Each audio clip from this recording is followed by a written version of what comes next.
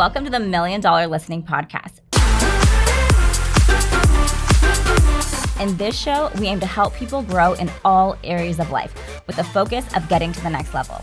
I'm your host, Mari Wines, realtor, marketing guru, real estate coach, and co-owner of E3 Realty.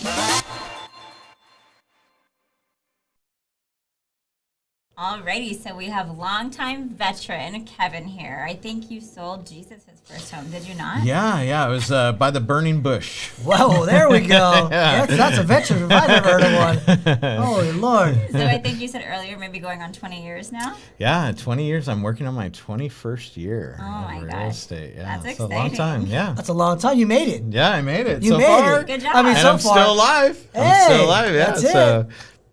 Absolutely pat yourself on the back. I would for sure. Alive and happy too. You know what's the failure rate? 80-some-odd% in the first 5 years? Yeah, I think it's like 78% in the first 3 years. Yeah. So that's Good pretty show. good. Good job. Pretty Good job. Yeah, so Means people like you. yeah, I've rode the waves. Rode the waves. Yeah, Good, I've bad, rode and the- uglies. Yeah, the good, the bad, and the uglies. I'm the ugly, by the way, just so Yeah, you're full yeah. aware, everybody. Well, we all know that. Thank you. Thank you. Do you want to tell us a little bit about yourself, your background, maybe how you got into real estate? Sure. I started in real estate when Jesus was around, and my parents were real estate agents, and I kind of started off with real estate being as just kind of a backup plan. So I was working in the high-tech industry, and I was commuting to Milpitas every day, and I decided, you know what? Something's going on in the high-tech industry, and I saw people getting laid off. And so I was like, let me get my license just in case. And then I did my first transaction. It was a first-time home buyer. And at the time, it was $300,000. My dad was like crazy. He was like, what? $300,000 already? Like, this is usually, like, at that time, it was usually about $100,000 Yeah, transaction. he's like, so this isn't normal. Yeah, he's like $300,000, and then I had a great experience. It was somebody that I worked with. They saw that off the printer I had printed some property, and he was like, "Hey, did somebody print a property?" And I was like, "Oh shoot, I'm gonna get in trouble. Like I'm at work." And then all of a sudden I was like, "Yeah, it's mine." And then he was like, "Hey, I'm looking for a house." And so that's how it happened. And then So crazy. yeah, it's crazy how That's it the all worked craziest thing. out. The little smallest thing in the world. Right. Right. A print flyer at your job that you shouldn't have been printing. Correct. Pulled your first deal, and it was 3 times what your dad was expecting. Correct. Yeah. So. That's there you go. That will get you hooked. Yeah. That will get you hooked. So, lesson learned: if you're planning on getting your real estate license, just go to your job and print out flyers. You get that? All the new agents. Yes. If you don't know what to do, print a flyer. And At maybe your work. At your work. Don't tell your manager, and somebody there wants to buy a home, and they're going to use you. Perfect. Got that Yep. one. That's right back here for Yep. the new guys. Right. So tell that to all your new agents. I love it. So did you work with your parents for a while? Yeah. So my dad was a broker, and so we worked. I worked with my dad and my mom, and we had the Vierra team, and we brought my aunt in for a while, and then my wife. Oh, you brought the whole family. Yeah, it was like a whole shebang, and so. And then the family kind of split apart, and we did our own thing, and yeah. So it's just been kind of ebbs and flows throughout the years, but yeah, that's how it all started. So you went to your first divorce pretty quickly there, huh? Family all came in and left quickly, huh? Yeah, It's like, yeah, this doesn't work. We're going to go separate directions Yeah, they were here. like, Kevin, we don't want to work with this guy no more. Yeah. Who was the problem? It was Kevin. It was Kevin. I've Always. seen Home Alone. Kevin's always the problem. Always Right? the problem. I love it. Yeah. I love it. So that's how it all started. So 21 years later, what is your secret sauce? I think it's just doing the right thing. Like to last this long in real estate, there's always, you can kind of tell the agents that are trying to cut corners or trying to step on people's toes or trying to do the wrong thing, and it always comes back to haunt you. And so my dad was like really high integrity, and everybody kind of like respected him in the industry. And so I just kind of took that, and so now I never have to worry about looking behind my shoulder or Not unless I'm giving you a massage. Yeah. There's a possibility you look behind your shoulder. Yeah. That's what I always say. I always say that even like the hardest, most stressful, craziest things, just put your head down and do the right thing. Yeah, just do the right It's thing. all gonna work out for you. Yeah. And at the time, like when you're not doing the right thing, it might lead to you not getting money or may lead to you losing the client or something. But in the end, it always works out. Yes, exactly. Always works out. Yep. Yeah, I tell everybody, you got to be able to put your head down at night, right? Yeah, and you got to be able to key. look in the mirror. You got to look in the mirror every day. Yeah, right? you got to. We have a rule of thumb, like triangle coherence, right? Like you said, it's got to be good for you, the agent. It's got to be good for the client. It's got to be good for the company. If those three things line up, you do it. If it's only good for two, you don't do it. Right? And at the end of the day, like, look, we're all human. We have lives. Just do right by people. And we're a small community. Most people don't realize, like, we're a very small community in real estate. Like, you think you're pulling a fast one, guess what? That's going to be your brand that people are going to know as an agent. And when you try to get your clients' offers accepted, people are like, I don't know if I want to work with this guy's a little shady. Or this girl's a little shady. You don't want that, right? So at the end of the day, you want to make sure you do right, and people will always recognize that, right? So I imagine now, like, you want to get an offer accepted, agents. Like, oh, it's Kevin. Oh, I want to work with Kevin. Right? Because where most agents don't know, like, that's why you do the right thing all the time, is because when they know this guy's writing an offer, he's a professional, he does a good job, he's going to make sure he's got his clients back, he's going to make sure the job gets done. Those are the types of things you look for in an agent. Right. All right, I have a question for you. Sure. And I always like to ask this question. Uh-oh. Oh, yeah, you know it's coming. Always like to ask this Always like to ask this question. Which question should I use now? No, but you've been in the industry for 20 years. As a business coach here, we train a lot of new agents, right? Sure. What would you tell yourself from that first year business that you know now? Like, if you knew what you knew now, what would you do as a first year agent? What would I do now? I would probably really lean in on my lean in on my sphere of influence, and I would probably want to start off with first-time home buyers. Yeah. So I think that was kind of. I remember when I first started, it was in 2011. I was on my way to my training class when the World Trade Centers got bombed. Oh, wow. Yeah.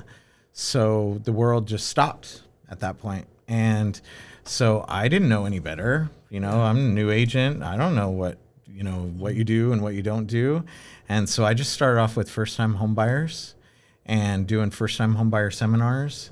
And, there was veteran agents coming up to me and they were like, how are you getting busy? Like, how are you doing this? Is your dad giving you all this business? I was like, no, I'm just doing first. Easy button. Huh? Yeah. They thought I did the easy Dad button. hand me some business. Right. And Dad's like, no, we're in competition, kid. Right. Yeah. And why are you getting more business than me? Yeah, that's it. Yeah, you're grounded. Out here. Yeah, you're grounded. Yeah, you're grounded. Oh, I can imagine. Yeah. Like, what? So I would definitely focus on your sphere of influence. Okay. And first-time homebuyers, because if you do a really good job with first-time homebuyers, they're always going to come back. Mm-hmm. Always. All you have to do is just stay in front of them. That's it. Mm-hmm. It's a pretty easy, no frills. Don't try to buy leads. Don't try to, do a bunch of crazy stuff in the very beginning. Just focus on your sphere and focus on those first-time homebuyers. Awesome. Yeah. Awesome. Yeah, I think that's what it comes down to. We like I said, we have lots of new agents come on board. Like, what do I do? And like you said, sphere, your influence. They're going to trust you. Yep. Always hit them for sure. And actually, I still love using and helping first-time buyers. I think it's the best part of the job. Fun. Honestly, it's fun. As weird and as tough as it is, because it's really one of the more tougher transactions. Sure. Right? But the education part is so valuable. I get so much enjoyment out of having somebody be like, wow, I went through not knowing anything and learned the real estate foreign language, and I bought my first home, and then they tell their friends and family. And that's really where I 100% agree with you. You're going to have a huge opportunity to change lives and get a lot of more business from them. And here's the best part. They want to sell at some point and upgrade, right? Right, always. Always comes back around, right? When they have kids, at some point, they're like, look, I have a client, one of my first clients, probably my first year of business. I just sold their house, and they moved to, where did they end up moving? East Coast. Way out there. Maryland. Oh, wow. I can't remember the exact, but I was like, where are you going? Like, we're going to East Coast. I'm like, it's cold. Yeah. It's California. And then she's like, I'm from the East Coast. I'm like, oh, okay, well, all right. Well, I knew you're from there, but I like the heat. I'm good. Right. 50 degrees, I'm freezing. Right? So not good for me. So I think that's also super important too. Is you always got to understand, stay in front of them, because you never know when somebody's going to want to move, upgrade, move out of state, all those types of things. So awesome. Good to hear. So technology has like changed quite a bit.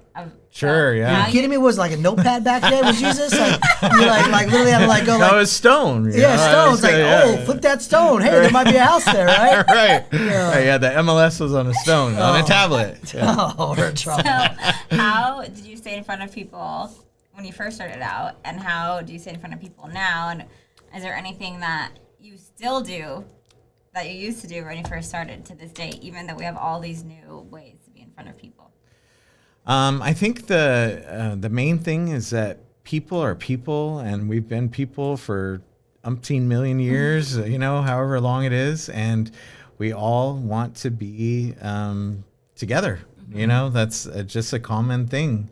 And so I think that just being together with people, and like, especially now, like when I show up to somebody's house, they're like, whoa, like you showed up at my house? Like, wow, you took the time, so everyone is always in this hustle bustle, and I think that just showing up to people and just being around people, ways that you can kind of get in front of people, I think that helps quite a bit to earn that trust, because it's a lot harder.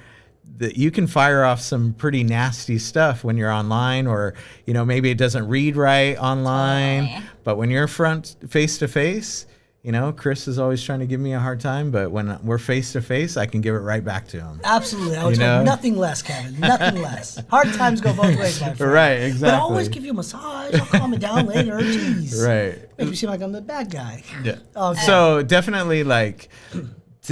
Staying in front of people is a lot easier, I would say, right now, because I don't have to do it all the time.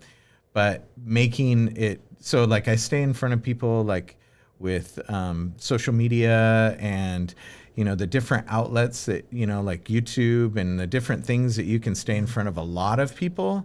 But then when you bring it back down to once a quarter, you're always visiting your clients, or having some kind of engagement with them face to face. That kind of more cements it. Yeah. Keeps a relationship going. Yeah, That's really good advice. I think that cements, what you're doing, because, a post or a comment or something online will only last a little while in their memory. But when you do something for them face to face, then it lasts a lot longer. Yeah, no, I agree with that. We had COVID's been going on for a couple of years now, right? So we actually had one of our events in December. We brought Santa in, and past clients came in, and honestly, it was so fun. Right. Like, you forget how great it was just to hang out. Like, most of your past clients are friends, right? Correct. Like, it's not like my friends are showing up and I'm hanging out. Afterwards, we went to dinner. It was like, this is phenomenal, right? Like, but it's just being there for them, and they all know that, right? And I think that's the key, is like, it's not just about a transaction, it's about relationships. And I think most people realize there are agents out there that are just transaction based. They buy leads, they do transactions, they keep going, they just get more, they do more. But there's no relationship building. It's just a number to them. Where I think it really comes down to just building relationships with people, like you said. I think it's super, super valuable. But I do have a question for you. Okay. Another good one. It's story time. Okay, story time. Yeah. All right. We all have them. Okay. We all have stories. We all have them, yeah. We all have ones that are crazy. Yeah, crazy, yeah. Okay. I want to know, what's one of those things you're like, oh my gosh, that will never happen again? Like, you're like, I might get fired. I might get fired. Fired? Oh, wow. Kevin Yeah. never get fired. I mean, I don't know. Maybe you're not fired, but maybe like from the client, something went wrong. Like, there's always that story, right? I mean, here, I'll go first. How's that? I'll give you guys a quick example. Okay, I could have been fired a bunch of times. Don't worry. It wasn't my fault. I swear. I remember a quick little story. I was showing properties, and, I like to over communicate, right? So I had my route all figured out, and one of the ladies was a seller. She was in Discovery Bay. It's funny about this story. It's the same client I just sold who's moving away, too. It's so funny now. It's all coming back. Wow, it's all coming around. All coming around. See, that's all full circle. Full circle, right?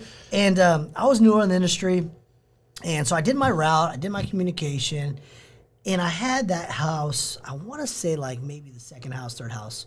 But because she told me when I called her, she was going to leave the town. She was going to be gone. So I remember that in the back of my head. So listen, agents, just because somebody says they're leaving town doesn't mean they left town. So I switched that house to the end because we're running behind. Okay. Right? So they were like the second or third house to the end house. Right. So you know me, knock on the door, boom, boom, boom, open it up. Hey, we're here, you're 6 o'clock, or so on, so on. I walk in, I got 2 kids and 2 parents. and I'm talking the biggest like Rottweilers coming running down the stairs at me. I literally take the clients and I push them out of the house. I'm like, go, go, go. I shut the door. And it gets even worse. She's in the shower. Oh, great. That would only happen to you. Only me, right? Right. And so I go, oh my gosh. So she comes downstairs. She was super cool. She was like, oh my gosh. Wait. I'm so sorry. Wait. So she was like in a robe? Yeah, she changed real quick. She came. She changed real quick. Okay, all right. She came downstairs. She's like, I'm so sorry. I was in the shower. I was like, I am so sorry. She goes, no, it's my fault. I told you I was out of town. I didn't get eaten. Nor did the kids. Thank you. Thank you. Right. But that was the thing I always will remember. I will always double check. I triple check now for every property that I show. And people might go, this guy just confirms, because I almost got eaten by some big dogs. So that's a story that I will share, because I think we've all gone through something like that. Kevin, don't leave me hanging on an island here. What's your story now? He's like, nope, that ain't me. No naked, no ladies in the shower. I think, well, I don't know how you would get fired from that, though. I don't know if Klein might have fired me. He Who just knows? likes to say the word fired. Yeah, No, I guess. I don't want to be fired. He tells people they're fired all day, and they're not really And I hire him fired, back so 2 seconds later. That's just like his favorite vocabulary word. Oh, okay. Should have been on The Apprentice. Should have been fired. I'd have fired him too for sure. You're fired. You're fired. And you're hired for another day. Well, that wasn't really a fired one, but I do remember Or one of my embarrassing, something where you're like, oops. Well, so I remember one thing that I shouldn't probably have done, but See, we've all done it, right? Yeah, I shouldn't have done that. See, I'm normal, people. This is normal. We all have them. Chris is anything but normal. But it was back in the foreclosure days. So back, I don't remember what year it was. But I had hooked up with the bank, and I had a great relationship with this bank. Awesome relationship with this bank. So I used to talk to the CEO, all the time. And I would go to the courthouse steps with them, and they would buy properties on the courthouse steps. It was great. You were in. Yeah, I was in. That's nice. Yeah, it was great. And they gave me 30 properties at one time. Dang. Yeah, like, here, you got to go sell all these Good luck. houses. Yeah, so it was like crazy. You're, running around with your hair on fire the whole time. Did you sleep? Yeah, I didn't. I couldn't. There was no sleeping. But, at that time, that was like gold, so I got to take care of it. But anyways, so they had this one house in Rockland, out of all places, that I had to go, because I just took them. Sacramento, Modesto. Oh, yeah, it was all over. Yeah, it was everywhere. Here's your 30. Yeah. I don't care what. 30, There's not a radius here. You're Kevin. right. You might be in There's Santa no Cruz. radius. If I can get you in Hawaii, you might be there too. I get it. Yeah. So Rockland, and it was like an hour and a half drive. And so they told me that you need to go over there now, because we think that there's something going on. But they didn't tell me what it was. And I was like, okay. And they're like, yeah, we need you to go, and we need you to knock on the door. I'm like, okay. So I got I was like, okay. Yeah. So I get all the way to Rockland. Yeah. And when I get there, I go, well, it looks like the house is vacant. And, so what do you want me to do? And they're like, oh, just go knock on the door. I'm like, okay, I'm on the phone. And so I go, okay, I'll call you back. So I go and I knock on the door, and this guy comes out, and he like peeks, like out the door. And he's like, can I help you? And I'm like, yeah, I'm from the bank. I don't remember what I said. Yeah. I'm from the bank, blah, blah, blah. And we need to, look at this house. And he's like, well, you need to get off my property. You need to get the hell out of here, blah, blah, blah. And I was like, whoa. And he slams the door. I was like, oh, shoot, what is going on here? Yeah.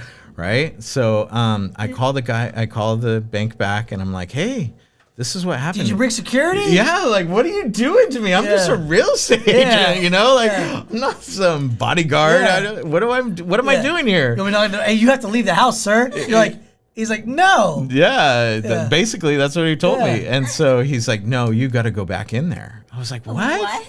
What? Are you serious? He goes, yeah. He goes, we think that they're taking things from the property. I'm like, well, what am I supposed to do? He's like, you got to go there. You got to get in there. And I was like, I got to get in there? And he's like, yeah, if you can, like sweet talk your way in there or whatever, we just got to make sure that the house is secured. It's not. Somebody's in there, my friend.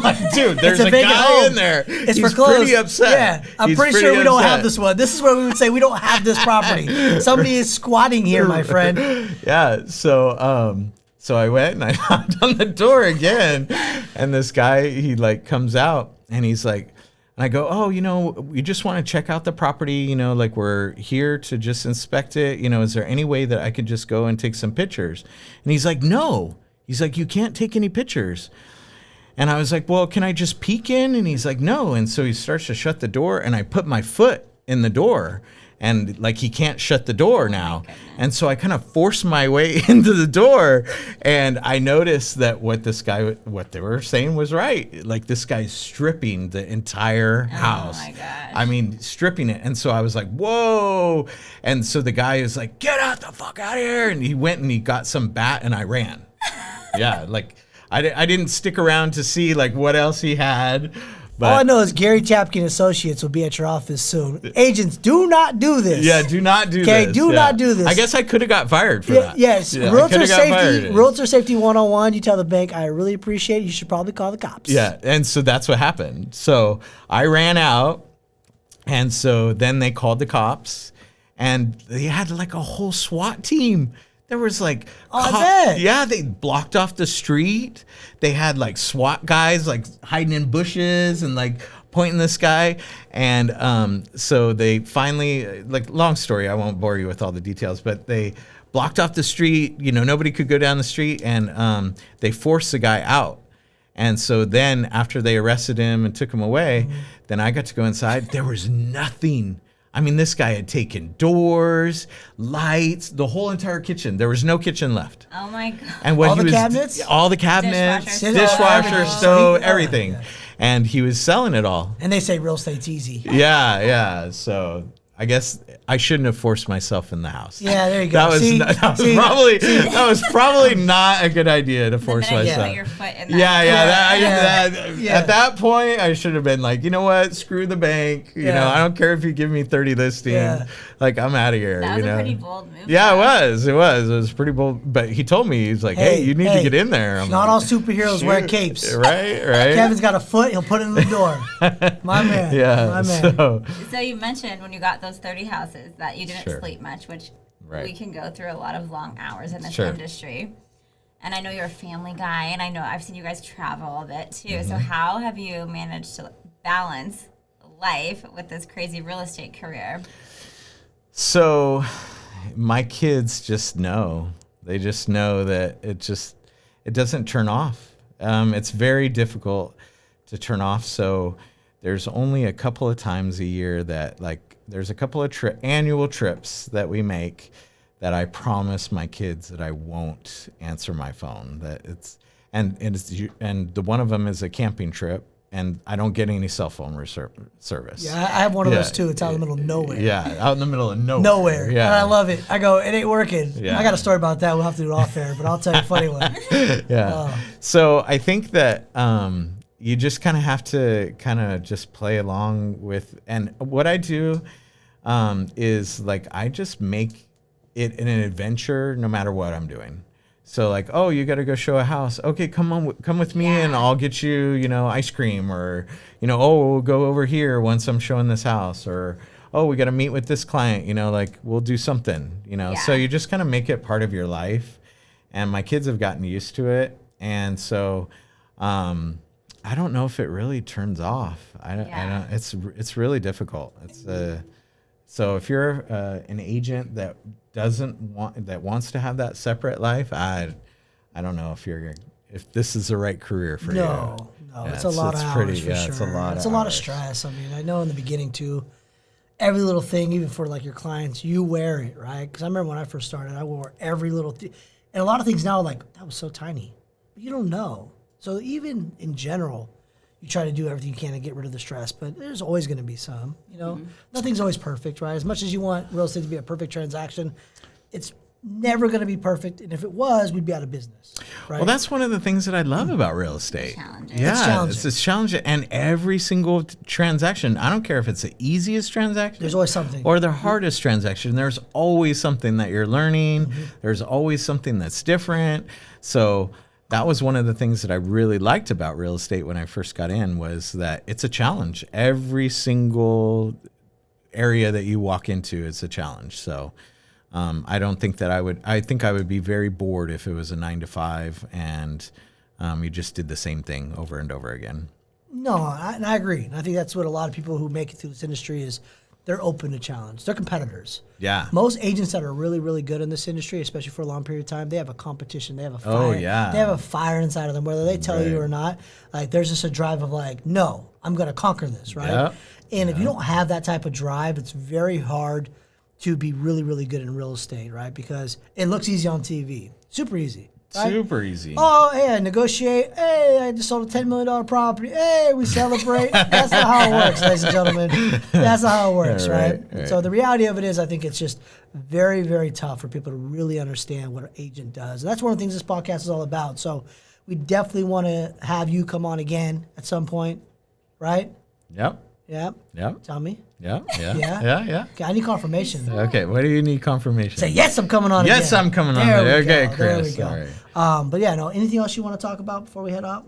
I just have a selfish question. Okay. Oh, here she goes. Just because I have first-time homebuyers getting their keys tomorrow, Okay. and I've sold all of their friend group, every single person, a house, their first homes.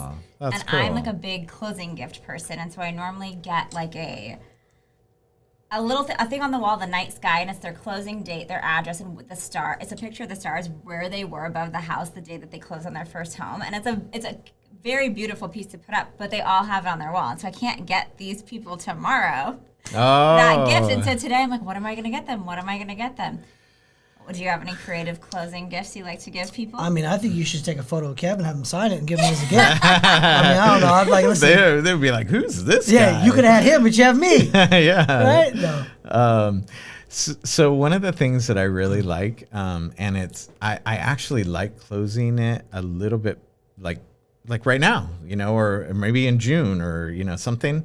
And what I do is every person that bought a house, at Christmas time, I will get them an ornament that has their picture of their house and the date on it, so that they can just remember, like, oh, we bought this house this year, or this date. Yeah, I do that too at Christmas time. So that kind of gets them, like, so it's not an immediate thing, and so you get them something immediate right now, and then like 3-4 months down the road, then it's something else. It's another reminder, another touch. Correct. It's another touch. And I like it when it's better when it's like a few months before Christmas, because then they might have forgotten about it. But then, it just comes from being like, that's what we do every year. So like I always try to get my kids an ornament that has, like something that they did. Oh, they're ice skating or something, or they learned this. And so I get them some kind of ornament that reminds them, like, oh, you did this year.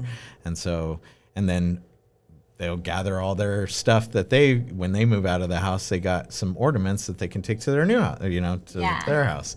So I think that something that is memorable right now is something that it's got to be about them. So trying to get something that is personable for them helps, like them. We send out, in the very beginning, we send out a Google form, and it asks them like what their favorite restaurant is, what their favorite sport is, something. And then I try to tailor it towards that. Can you send me that form so I can fill it out so you can send me a gift? Yeah, of course. You going to buy a house? No, I just want a gift. All right, one last question, totally changing the subject because I'm just curious. You're 21. Yes. What are your goals for the next 6 to 12 months next year? 2022 goals, 2023 goals, what are you thinking? So so the whole COVID thing kind of changed some things around, and I don't want to be actually the boots on the ground in real estate anymore. So I would like to travel more. And so what I'm trying to do right now is trying to build up a team of agents that I can give these leads to, so that I can kind of be a nerd in the background and do all the systems and all the things that agents don't like to do that I actually enjoy. Me too. Yeah, I like. It's my jam. Yeah, I enjoy that. Mm-hmm. Really, you like that too? Huh? He's the systems guy. I love systems. I don't. Kevin, are you ready? I love systems. Hey, I'll have you come in. Yeah, compare we'll notes. nerd together. We'll nerd together. What do you got working over here in this situation? Right. What do you got going on this situation? This is what you did. Oh, yeah, no, I like to nerd out. Yeah, I nerd out on that I like stuff. to break the CRM and then build it back up. All right. So Like you're kind of going after that balance that we were just talking about. Yeah, so I'd like to kind of do like more the back end, kind of stuff, and have, systems that people, that can use. And then most of the agents, what they want is they just want to work with clients. They don't want to do the mundane, you got to post this, or you got to do this, or you got to, call your database, or they just want to work with clients. So get them clients. Yeah, I'll get them clients and get them on their way, and then I can travel and I can do that from anywhere. So you know what I think? I think we should talk about that in the next podcast we do with you. Yeah. How that's coming along. Yeah. And how it's working. I like that. Yeah. I like that. So and we can give you some tips too. We actually built our own team over the last, I think it's been like 7 months now. We have 7-8 months. So yeah. We put our phones down when we go home for dinner. Yeah. Yeah. So sometimes I have to answer everything. Mari, we have a problem. Are you awake? During dinner. Yeah. Or in the hospital. Exactly. You're in the hospital, huh? You are? Well, we have to worry about this right now. Let's talk about this. I tomorrow. Came straight from the emergency room back to the office. I told her to go home. See? I told her to go home. See? She doesn't listen. Very stubborn. Yeah. Well, thanks so much for coming. Yeah, thank you guys for having me. I think that you guys are doing the right things. This is a really cool thing. I watched you guys from infinite stages. That's and true. To see you guys where you're at now, it's really cool. I always tell Chris, like, you guys are doing a great job. You guys are awesome. Whenever you send me like a compliment or something, I know how genuine you are. Yeah, it feels so much better than when anyone else like says he it. saw So, us. I appreciate He that saw us more when than we that. were at our business partners' houses. We were working Correct. At a Stephanie's house. Stephanie's house. We were working in garages. That's right.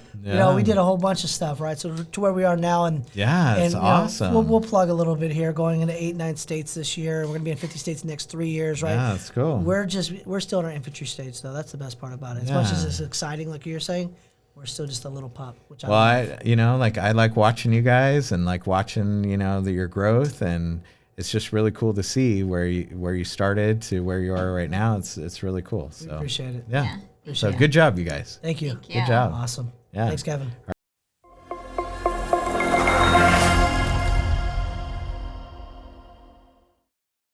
Hey guys, tune in next week where I'm going to go over my journey on how I achieved the National Association of Realtors 30 Under 30 Award. I'm Darren De Silva with Realty One Group, and you're not going to want to miss it. Check it out.